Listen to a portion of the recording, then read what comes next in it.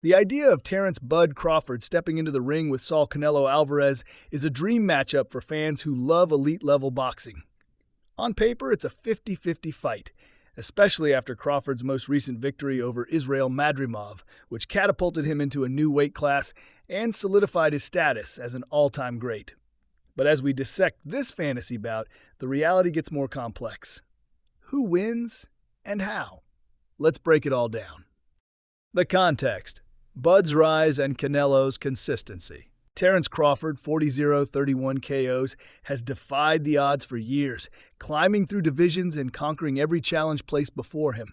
His latest triumph against Israel Madrimov for the WBA junior middleweight, 154 pounds title not only proved he could handle bigger, stronger opponents, but that his speed, precision, and timing remain unmatched, even at higher weights.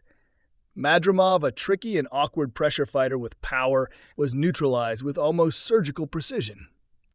Canelo Alvarez, 61-2, 39 KOs, meanwhile, remains one of boxing's most accomplished champions, winning titles from 154 all the way to 175. While critics argue that Canelo has slowed slightly and doesn't throw as many punches as he once did, his skill set, ring IQ, granite chin, and ability to counterpunch at the elite level are still world-class. His recent wins, including a dominant performance over Jermell Charlo, prove that he's far from washed. Speed versus power, skill versus size. This is the ultimate clash of styles. Crawford is a switch-hitting technician who can fight orthodox or southpaw, adapt on the fly, and gradually break down opponents with high fight IQ and deceptive power. He's like a boxing chameleon.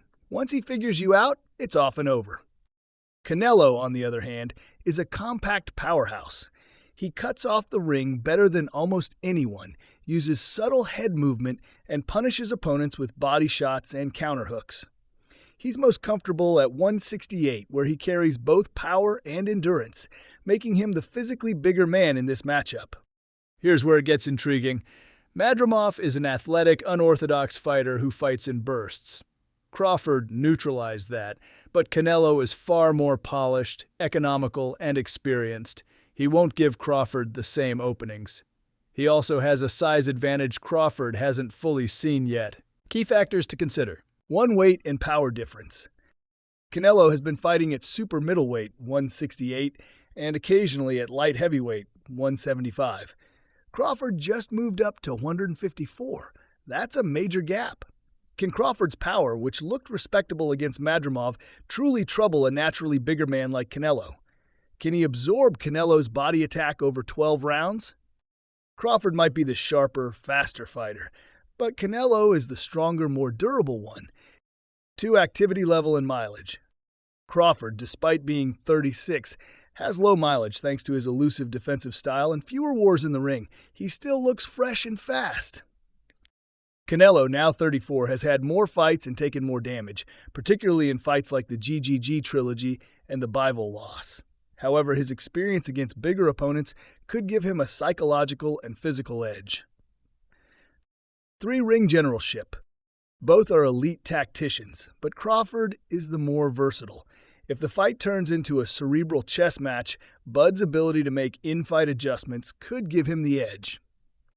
Canelo, however, is a master at slowing fights down and making opponents fight at his pace, especially against smaller foes. Crawford will have to avoid being walked down and cornered by a man who has successfully neutralized some of the best movers in the sport. Who wins and how? If Crawford wins, it'll likely be a close tactical fight. Bud would have to use his legs more than usual, keeping Canelo turning and reacting. He'd aim to touch Canelo early, steal rounds with sharp counters, and then try to open up late when Canelo slows down. A Crawford victory would likely be by unanimous or split decision, built on a disciplined game plan, slick defense, and brilliant footwork. There's an outside chance he could stop Canelo on accumulation, but Canelo's chin is proven. This would be unlikely. Prediction if Bud wins: Crawford UD 115-113, 7 rounds to 5. If Canelo wins, Canelo would need to target Crawford's body early and often, cut off the ring, and slowly impose his size and strength. If Bud can't hurt Canelo, then Canelo will walk through his punches and start unloading in the middle rounds. Canelo could grind down Crawford, potentially scoring a late-round stoppage or a close decision if Crawford begins to fade under pressure or can't keep the Mexican superstar off him. Prediction if Canelo wins: Canelo SD or TKO in rounds 10-12. Conclusion: 50-50 for a reason. Crawford versus Canelo is truly a 50-50 fight, a classic matchup of brains versus brawn, technique versus power, speed versus size. It would come down to who executes better on the night, who imposes their style, and who adjusts fastest under pressure. Based on Bud's last fight against Madrimov, it's clear he can carry speed and skill up to 154. But 168 against a true super middleweight king?